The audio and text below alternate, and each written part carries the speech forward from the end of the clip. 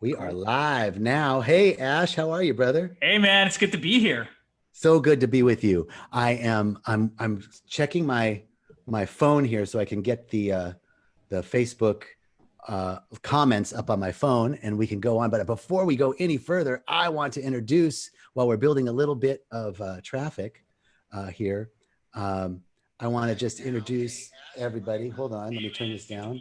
I want to introduce everybody to this amazing individual. We're still building a little bit of traffic. So I'm so happy to be broadcasting from Guanacaste, Costa Rica, live at Rythmia with Ash Kumra. We are here together. And let me tell you about this amazing individual we have, Ash Kumra, a wellness entrepreneur, a national radio host, and top ranked career coach. He is passionate about employee wellness and is currently building the platform Peak Performance, the Peak Performance platform. And it's really intended to help address the next future global pandemic, which we're going to talk about what that is, not in a scary way, but in a way that we can be prepared to respond instead of react. And his career coaching agency helped over 300 Fortune 500 executives, which is no small feat, founders, and high growth professionals. LinkedIn has awarded Ash for his efforts, and he has an upcoming course for LinkedIn education on career success. His radio podcasts on LinkedIn Live segments have featured over 500 influencers, including Dr. Oz. Media credits include Sony Television, Forbes, Huffington Post, Wall Street Journal, and Entrepreneur Magazine. Ash was an active high-growth business community builder prior, helping launch the California chapter of the Startup America. And also the White House has listed him as a top 100 impact entrepreneur. So we are talking to a really amazing individual. Welcome, Ash Kumra. I'm just humbled to be here, man. Thank you so much. I love all the work you're doing with Rythmia and gotten to know you as a friend. I've had Yes. you on our show in the past, and dude, everything you do is magic. So just happy to be part of your ride. Thank you so much. I feel the same way about you. It's a real honor to have you, and it feels a little difficult because, or not difficult, but different because, you, you know, you've been interviewing me, and Yep. now I feel the weight of trying to live up to your high standards. So I'm enjoying this and grateful. So as people are coming on, we got some nice folks, and I just want to acknowledge everyone. Hey, Michelle's here, and Susan, and Gretchen, and Rick, and Joshua, and so many more folks are coming on. Thank you for joining us, everybody. And we want to get into some really amazing topics today because Ash has such a wealth of information to share in really critical areas in life. But before we talk about the application of what you're doing, I want to know a little bit more about you, Ash. The first question I want to ask you is, what was the most transformative event in your life that led you towards this spiritual journey of blending spirituality in the workplace?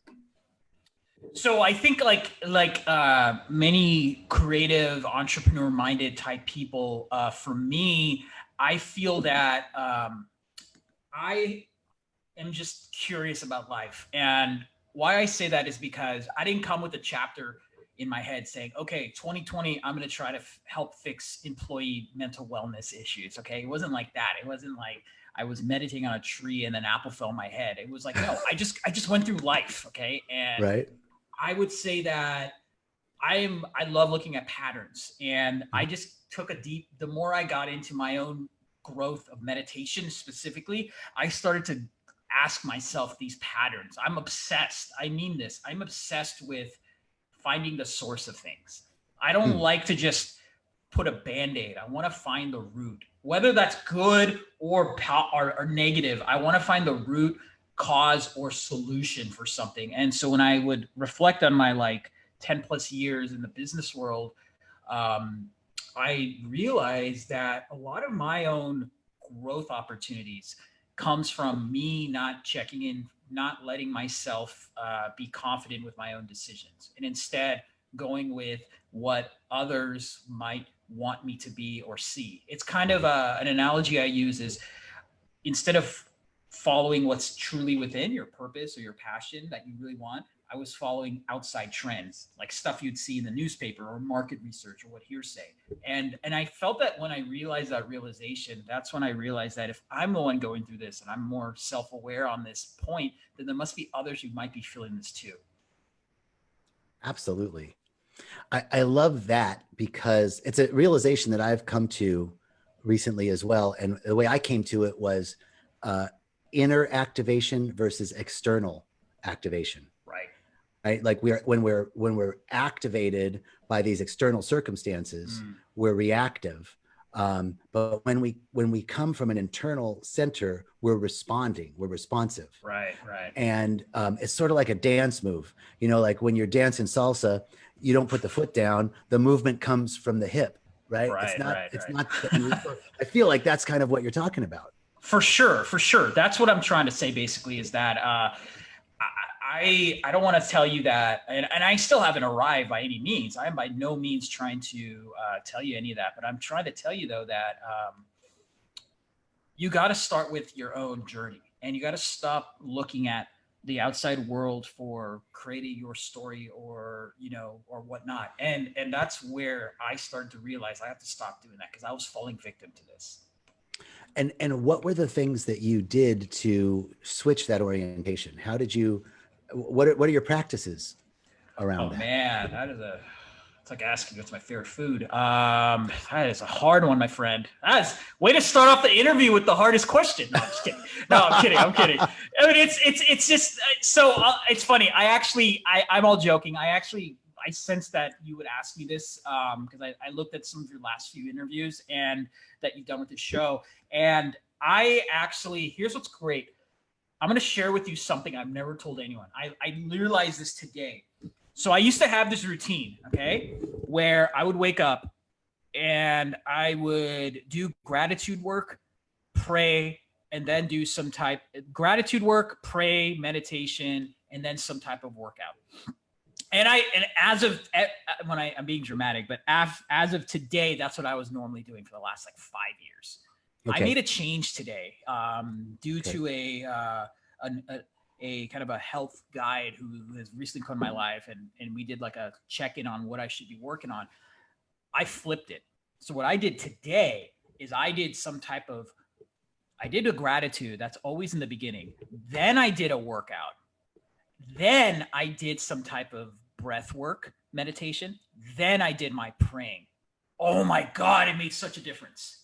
And I know there's like a, from a fitness standpoint or kinestheology, okay, your blood is aligned, because I do pull-ups and dips. So it's like, oh, your body's like oxygenated. You got the, right. Your muscles are a little more like kind of like active, but that endorphin rush, I never applied it to like the spiritual side. I always made my spiritual side first before the endorphin, like external work. And so that's my new routine. I mean, I'm sold. Today was enough for me to change a routine that I've been doing for the last 5 years. Literally every day for the last 5 years, whether I get up early, whether I'm out late, or whether I'm on an overnight trip and I'm like jet lagged, if I have to do it in the afternoon, every day I do a combination of those things. And so when I mean that I'm now changing this habit that I've been doing for the last 5 years, I'm not kidding. I am so in alignment with you. I have started working with a sadhana practice in the morning. Sadhana is a morning practice from the ancient Kriya yoga, which begins with spinal flexation, nice. Moving the spine, and breath work, literally. And the focus is, it's very much what you're talking about, because the focus begins to move the chi, the life energy. What you're talking, the endorphins, all of that are examples of the life energy itself. And we're waking it up gently with the movement. And then from that place, I'm with you. I've switched this recently too, to then my meditations are so much deeper and so much more powerful once that life force is awakened within. Through the breath work, I find that switch has been very profound for me. So I want to ask you then, because that's bringing an awareness to your internal environment, right? The movement and then the breath work and then the meditation is beginning to bring your awareness internally. Mm-hmm. So to me, that is exactly the answer that you gave, the most beautiful answer, because it's how do we begin to be internally activated instead of externally activated?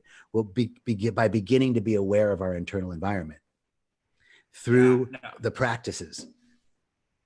Man, well said, well said. And I think and disclaimer for anyone who's hearing this, and because John and I talked about this offline, what we're going to talk about, like what I'm sharing is not the only way.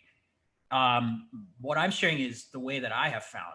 But you asked me a question earlier. The reason why I bring that up is because in order to embrace that inner side of yours and not let yourself be controlled by others, you have to be open to options and things. So for me, I will sell to the day I die that pull-ups and calisthenics is the best thing to do every morning. I will do that. You might be like, hey, it doesn't make sense for me. I actually do something else. Even though scientifically or logically I might be right, or scientifically, logically your thing might be right, it's okay, because the freedom to choose what connects with you naturally should be more important than just on what someone else tells you what someone else is. And that's the point when I realized that I had to do more deeper inner work, because I was living a life more often where I was letting the outer world dictate what I felt was right or wrong, if that makes sense. Totally. You know, I've been following somebody who's very popular. I know probably a lot of people know him, but I just recently, within the last 6 months, he came into my awareness as Satguru. Oh, amazing, man. Right. And so I was listening to one of his talks last night, and he was talking about this very thing, but the way he talked about it was this mentality that this is it. Like, oh, this is it. Oh, it's, wow. Yeah, it's push-ups and pull-ups and then breath work. That's it. And he was saying, you know, bring to your awareness that there's so many more. There's no, this is it, that we're constantly growing and expanding. Life isn't static. The universe isn't static. There's nothing in our experience that's static. So we need to, like you've so beautifully said, Ash, we need to be able to connect with our internal and see from where we are now, what's available, and be in the openness and awareness that there's more dimensions of knowledge and wisdom available to us than we can currently see, and that we'll have access to more as we continue. And of course, we're going to change as our awareness grows. We're going to change our practice. We're going to, you know, switch it up a little bit, right? It worked for you for 5 years. Today was a huge shift, and now you're in a new understanding. So there's no one way. There's no this is it, and it's our obligation to, as part of nature, to follow the truth of nature, which is constantly changing and evolving, constantly expanding. I guess there wasn't a question there. That was just me expounding. Sorry, brother. No, it's okay. It's okay. This is your show, and whatever you feel like is helpful, I'm here to support. I truly am. And that's the other thing too. You know what? I'm gonna diagnose what you just said as a further example, because I love this conversation. I feel like there needs to be more of these kinds of talks online, especially what I've seen is people. I feel that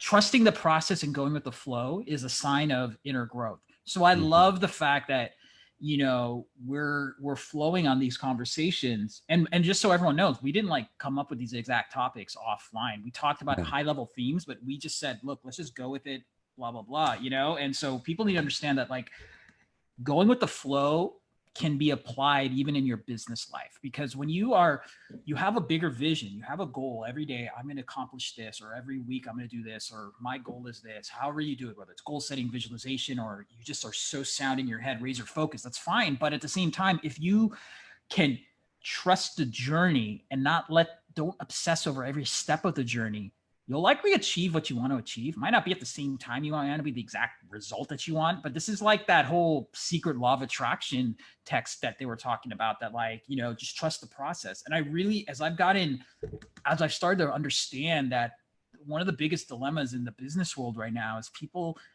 aren't trusting the process and journey. I think people are coming with preconceived notions or stereotypes. And I feel that if we don't fix this, bro, forget about you and I, everyone we know is you're going to see a lot. I don't want this to happen, but there could be potential mental health, mental wellness things that people need to fix, when in reality, you just have to start with the journey and just trust yourself. So trusting the process and going with the flow is a spiritual principle of surrender. Can you talk a little bit about surrender in your life? How is it that you surrender to the process?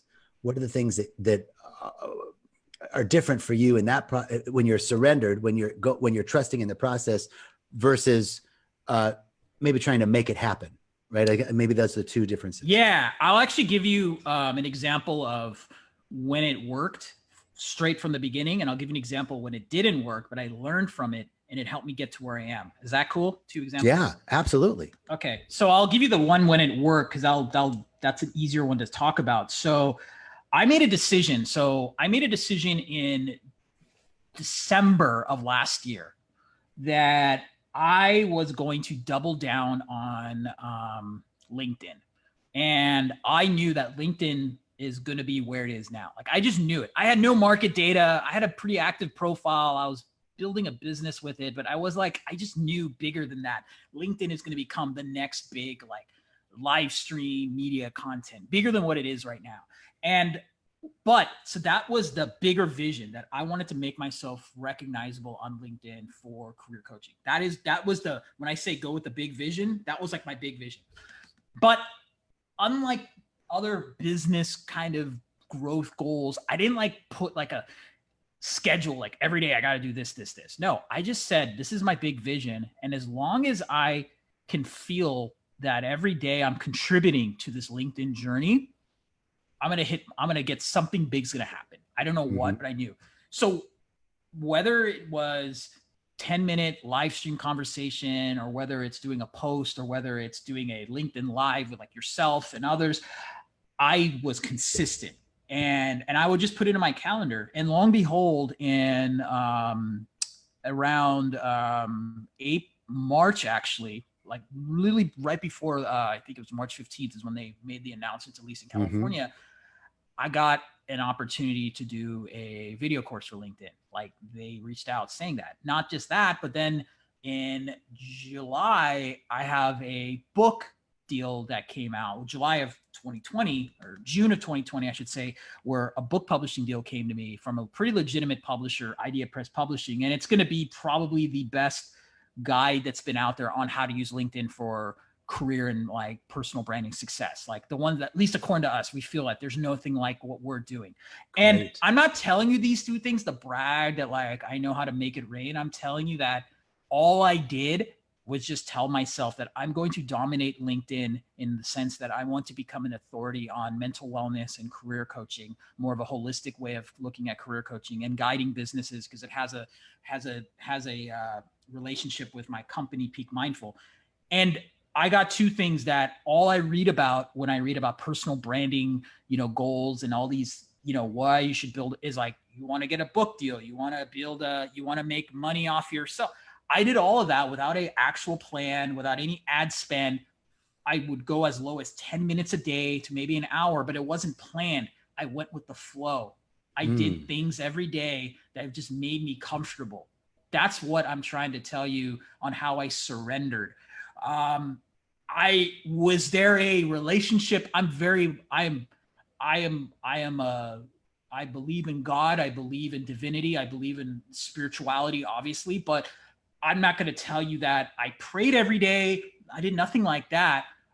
But I will say though, that when I surrendered, I feel when you surrender, you are trusting your relationship with your creator, and you're just surrendering. And that's what I did, because whenever I do anything when I surrender like that, I am trusting the process. And the process for this could be spirit, creator, God, however you want to deem that. And that is how I use trusting the process, surrendering, going with the flow, and spirituality in a business sense. I don't know. Totally. Does that make sense? Beautiful, beautiful, beautiful. I mean, it really is this idea of giving up the who, the when, the how, and the what, and just going with the why, right? You were like, why? I want to be a leader in this domain with mindfulness and business and spirituality. Yep. And you gave up all the rest of the how, especially. Yeah. Right. And something emerged from that was, more than you could have expected. Right. Like unforeseen offers, unexpected Yep. kindness, unexpected generosity, coming in unexpected ways from unexpected places. That's a beautiful example of going with the flow and surrendering. Now you were going to give another example. Yep. So Okay. I will relate an example. So disclaimer, one lesson that I've learned in my own inner growth, and I'm thankful that I've had great teachers share this to me, is there is a word called failure. There is a belief that I failed. And I'm not here to tell you there's no such thing as no failure. Everyone has their own situations, but as much as possible, I try to see if I can learn from a situation. And then if I can, then I've grown. So therefore it's not a failure. So I'm going to tell you a situation where I grew. One might call a failure, but I call it growing. So when I first launched my company, Peak Mindful, we launched it late last year in 2019, and it was focused on helping. It's always been focused on helping professionals thrive with mindfulness content, but we didn't have the initial growth or even opportunity that I have now. And the reason is because I think we were too broad. We were too broad. So think about it. It's like, okay, I want to help all professionals with mindfulness. Okay, but that's such a broad thing. I could go on YouTube and type in professional meditation or business mindfulness, or, all these apps like Headspace and Calm. They have a professional business kind of area, which is totally fine because I want mindfulness to be spread everywhere. So I'm saying that with respect. But what I did is during pandemic, and when I say pandemic, mid-March to early summer, a couple things happened. One is I took a step back with the business, and I was like, all right, like, this is a time to sit back and reflect and let the business just be on autopilot, like with our app, but no marketing, nothing. And it didn't click until end of the summer when I realized that whole thing about inner work. I was like, wait a minute. The inner side that I want to help I don't want to help every professional. I want to help the professionals in a business that need or could use more mental wellness tools and items if they chose to want it, or if the situation deemed it, obviously. And that's when I realized, wait a minute, it's not about helping every professional. It's about helping employees. And then I went further. I'm like, wait, why do I want to help employees? It's because burnout is this big epidemic. Stress is an epidemic. Obviously, there's so much stats to verify, but like, what about like the inner side of an actual business? And that's where employees come in. And my bottom line is this: like, if I didn't go through the initial launch, if I didn't go through the self-reflection versus thinking I'm a failure versus, okay, like, maybe I'm not meant to do this, instead of saying, okay, how can I grow from this? How can I grow from this? How can I use time as my best friend and go with the journey? I would not be as excited as I am right now to work on what I feel is really my true calling with the business. And I had to go through all these obstacles and naysayers and even my own self-doubt to realize it. But now I'm more confident than when I first launched the business. And even though I have less to show in some ways, but it goes back to the LinkedIn example. I know it in me. It's going to work. Like I am going to, the same way on a personal level, I was going to, really be aggressive with LinkedIn and build my traction on there. I now know that for this fall, because we're doing this in October till 2021, my team and I are going to help transform the way business sees employee wellness. And I just know it. I don't have the leverage. Like I don't have I don't have hundreds of businesses already involved. I don't care. Those are all details, which I will get along. Absolutely. So, okay, there are a couple things in there that I really want to talk about. First, one of the questions I did want to ask you was your most cherished failure.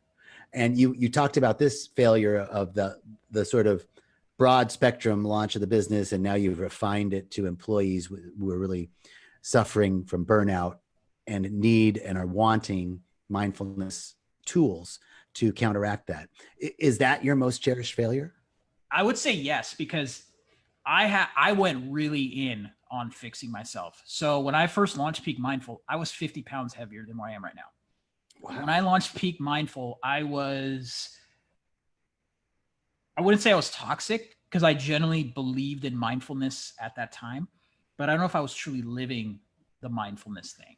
Mm-hmm. And it had to do with not doing the work on myself every day. I was too caught up in doing the business. I forgot for a little while that I had to, it's that quote that I believe Mahatma Gandhi said, be the change that you want to see in the world. Mm-hmm. I wasn't necessarily being that change. And it wasn't like, I wasn't drinking or doing drugs or anything like that. I was just not taking care of myself because all I was doing was working. That was the truth. And Mm-hmm. so I took a step back and I realized that if I don't work on this and grow from this, I'm not only going to destroy the business, I'm going to destroy myself. Yes. I'm not kidding. I'm going to destroy myself. I'm a little extreme when it comes to weight and health now, but I would say that if I didn't work on myself, a month or two later, I would have been in a critical care condition of some heart attack. And that's how I think. I'm a little, because that's how much I value health more so than ever. And so that's why I'm grateful for this opportunity, because when things weren't really working, instead of just doing the traditional, let's go on the drawing board and write out what the opportunities are, I was like, no, what am I? How am I? Like, how are my relationships? How am I feeling? How is my energy?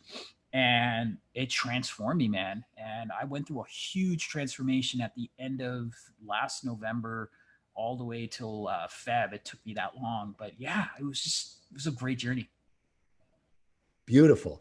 I want to continue that question, but I want to acknowledge there's some chat going on the live stream, and talking about exercise. So I just want to clear something up for Susan and Carrie. There were two things mentioned. Satguru is a person and Satna is a practice. Yes. And okay, so Satguru is the guy, and you can find out about him all over the place. Satna is an ancient tradition of morning breath work and Kundalini. It really is like a Kundalini yoga or a Kriya yoga, where you're working with breath and spinal flexation to move the energy up the spine. So I just wanted to clear that up, Susan and Carrie. Thank you for your comments. And thank you, Ash, for your patience. And now I want to ask you about this, this mission. Like you've articulated a mission. Your mission is to be of service to employees that are on the, suffering from burnout because of this new situation, right? We're working from home. Home is office, school. Many parents have their kids in school at the home, and they're working. And then it's, movie night and dinner and everything. So how do you, it's our all in one place. So using these principles that you've discovered, how do you coach individuals on keeping those healthy boundaries and not bringing the work into the home life? Because the work's already in the home, but how do we not bring work into home life? Well, that's a very, very deep question. And I don't want to give a disclaimer. Obviously, I can't, myself or anyone else or any tool can't fix any burnout issues you might have. All we can do is give you the tools or guide you or give you perspective. Just like you're a teacher of, you are legitimately, you have a doctorate of divinity, you've worked with Agape. You're one of the most spiritual practitioners I've ever featured on my show, at least. Wow. But I'm not looking for you to solve people's problems. You're just here to guide them and share your journey. So that's the first disclaimer, is that you can't look at anyone else to fix your problem. You have to start within. You have to be self-aware that I have an issue that I want to fix, and I am open to letting people give me perspective.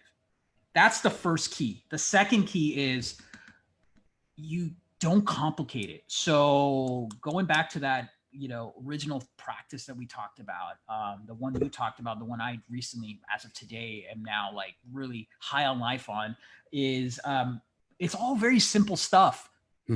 Breathing, calisthenics, praying, gratitude. I didn't tell you I write in a gratitude journal. I didn't say I pray to Hare Krishna, or I pray to Jesus, or I pray to the spirit, or a denomination, whatever you want to do, that's fine. Just pray. And when it comes to calisthenics or movement, if you want to walk. If you want to, do jumping jacks, do jumping jacks. So that's my second thing is, are you doing the basic things that you've consistently? And if you're not doing those two things, it doesn't matter what work myself or what tools Peak Mindful might have or what guidance you might give or anyone else of our caliber or higher give in terms of knowledge. When I said that is that's the first two steps. So I can't.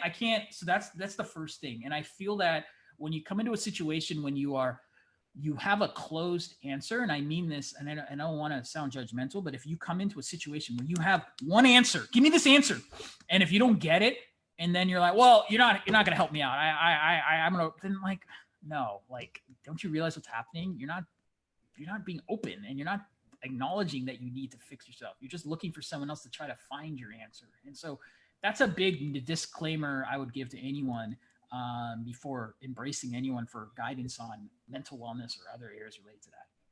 I think that's absolutely beautiful. And it's open-ended. Like, it's like, look, you just need to move. You need to move your body.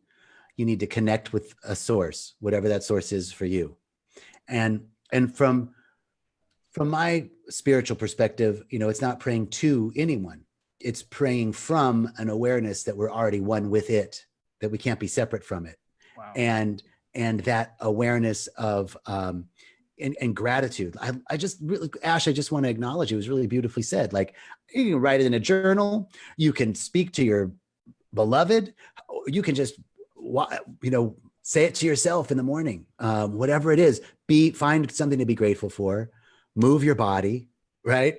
And connect with the source. However you do that. Some people it's in nature, some people it's meditating, however you can connect with source, connect with it. That's beautifully said. And those are the things that we begin to cultivate, this inner awareness that you were talking about, and begin to find some facility with not being completely enmeshed with our work, right? Which is so you answered the question beautifully. Thank you. And then I want to take these same principles and get your wisdom on how you would apply these same mindfulness principles that you bring to the workplace, not only your business, but also with Peak Mindful, your app, which is beautiful. How do you take this into the political environment, right? Like, it's such a highly charged, not only how we interpret what's going on, but how we have interpersonal communication with people about politics. What's your experience been with that? So I actually think, obviously, this is probably the most important topic for many, at least in America right now, because it's the presidential election, and it's probably, depends on who you talk to. It's the most unique presidential election ever in our lives. That's the polite way of saying what's going on. Right. And I would say that here's what I'm proud of. And here's where I feel the opportunity needs to be improved. I am proud of the fact that there are probably more people voting in probably the history of voting ever. Like, it's pretty cool to see that. Like, let's hope. Fair enough. Or at least the marketing around vote, go vote. You want to stop talking about the issues, go vote. I think that's a beautiful thing. And I think that is a blessing. And for anyone who has a citizenship, whether you're natural born or you got the citizenship through, the procedures that our country allows, you should take advantage of voting, because that is a gift that not everyone has. So that is why I think it's a beautiful thing. And this is for anyone who lives in any country, but if you, at least for America, at least where I'm living, I think it's a beautiful thing. I also think it's also cool that people are, really trying to look at issues, and they're really trying to say, we're fed up. We're not looking for the typical canned speech. We want you to go deeper. I think that's a beautiful thing, that there's some people like that, that are trying to go deeper, and they're trying to want more depthness with a candidate, man or woman, whether it's local all the way to the POTUS level. I think that's a beautiful thing. The last thing I'll say that's good is, I think it's cool to see the fact that there is some type of platform for you. You want to go on the Twitter stream, you want to go on the news stream, which I don't always say is good, but there is a choice. There is, you want to go on these community groups, you want to engage with other people. I think it's cool that there is that freedom to a certain degree. That's where I'm going to stop. Let me tell you where I need to tell you where things need to be improved. Okay. When I say to you that you need to have a open mind when it comes to the spiritual growth and work, you need to also embrace that with other people. Amen, brother. Amen. I'll give you a great example. Please.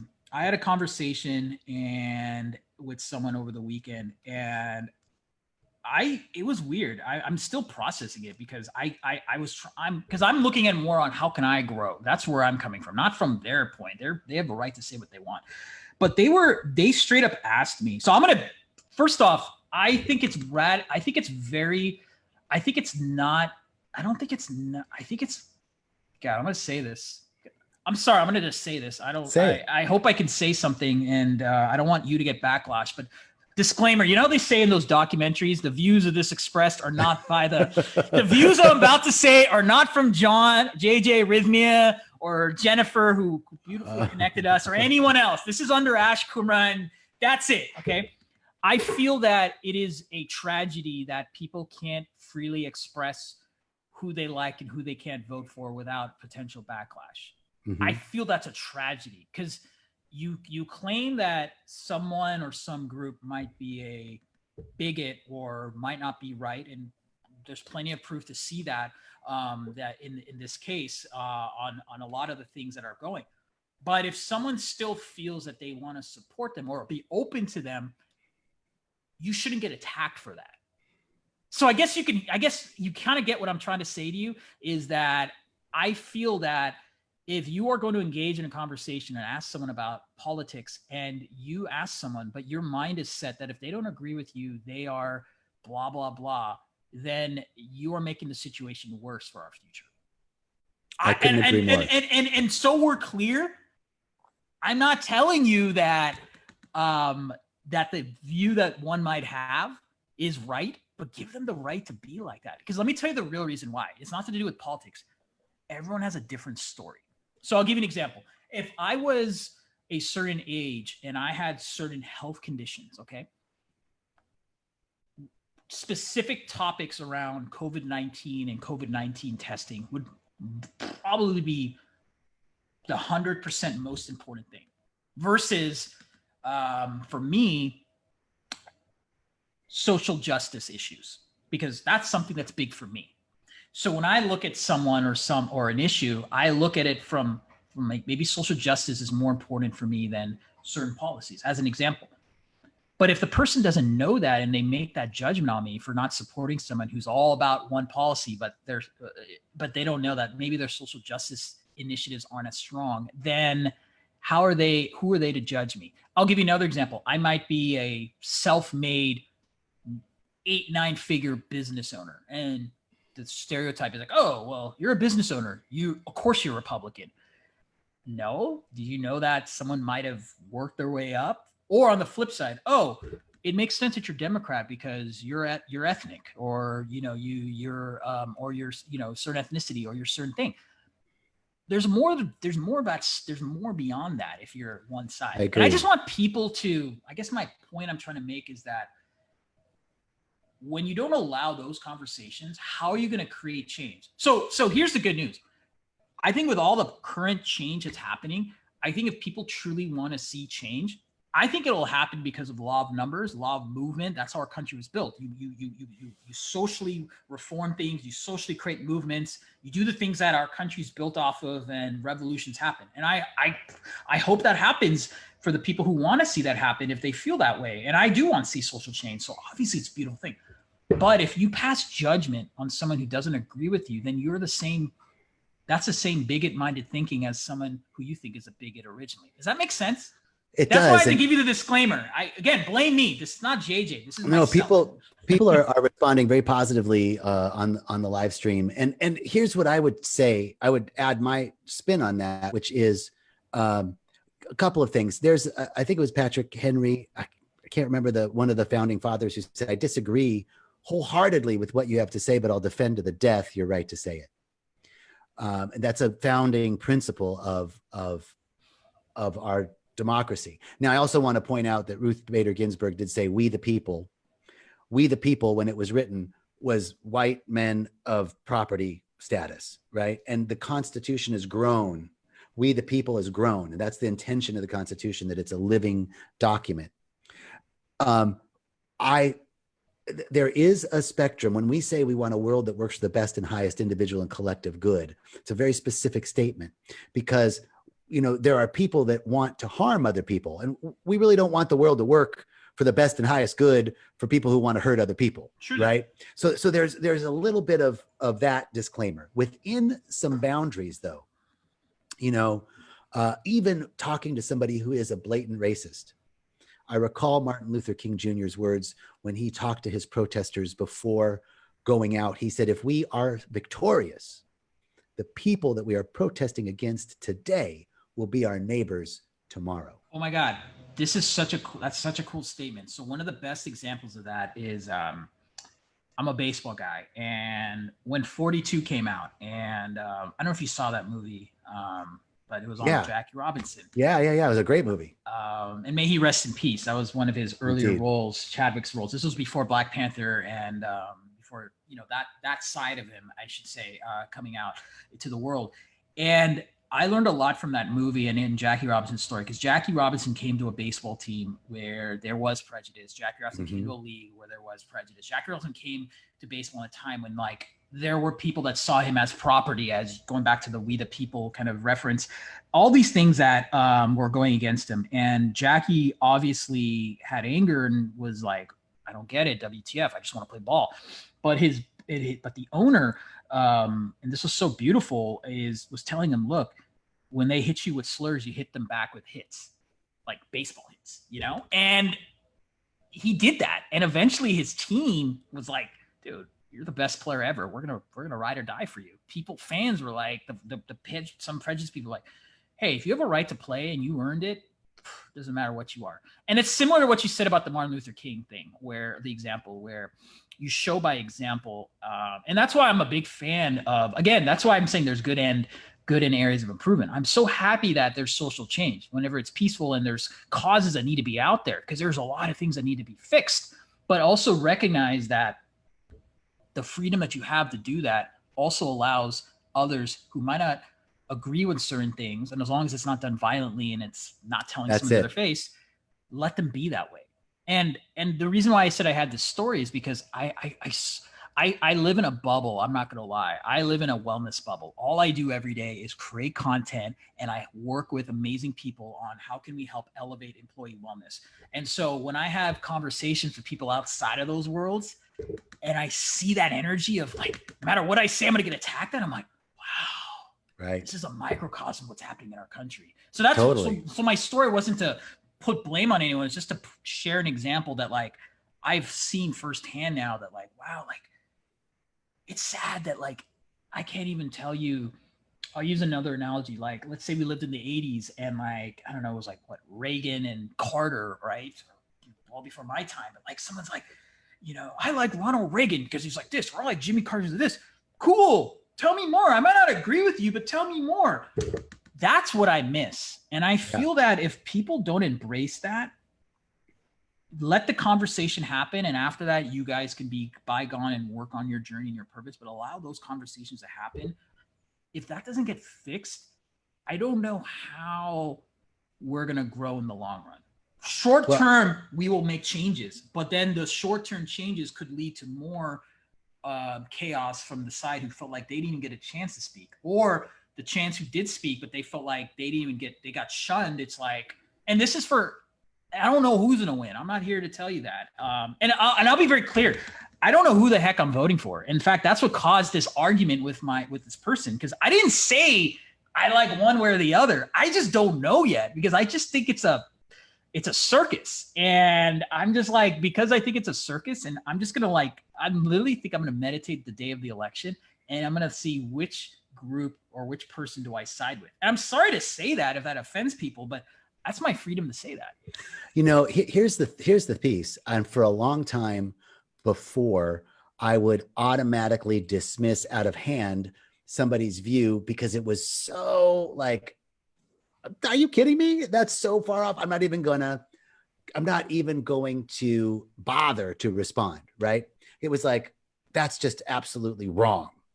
And I began on my own journey of understanding that democracy is predicated on us telling the truth to each other, speaking to each other. That's the nature of our democracy. And now we've created these funnels, not only on social media, but even in our personal lives. Like, oh, I'm only going to associate with people who have the same mindset. Now, it's important to fellowship with people of like-minded. Like you said, you're in a bubble of uplifting, right? But then that gives you some resilience. One of the questions we didn't get to, mental resilience, a resilient mindset to go out into the world. And then there's that same thing that we talked about earlier, the inner peace and getting connected with the interior world so that you're not triggered by external things. And then I can go and have a conversation with someone because I'm not triggered by them. And I can get interested and curious. And the other thing I really saw, I'll just share with you, is in my own, like, I didn't even like to see this about myself, but I came to a realization that when I was having political conversations with people, it really was like, okay, I'm really trying to be open and yada, yada, yada. But underneath, the energy really was, I just wish that if you'd agree with me, everything would be better. Like, I really want you to just capitulate and come to my side. And when I really got clear that that's the energy that was underneath my conversation, then I was able to really release that and engage with people and talk to them about, oh, that's interesting, because that's the only way we're going to short circuit this circus that you referred to, right? Completely. So I love the, I want to give a disclaimer again, because this is your show and I'm a guest. I'm humbly honored to be here, but I want to give one more disclaimer. When I say it's a circus, I just have to do this now. Maybe it's the pseudo lawyer in me giving a disclaimer.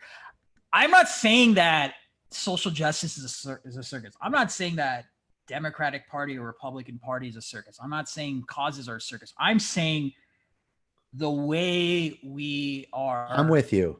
The way we have to, the way it's so complicated to pick a president, the way we have two people being, I don't know if they truly represent both parties and all that. That's, again, my view.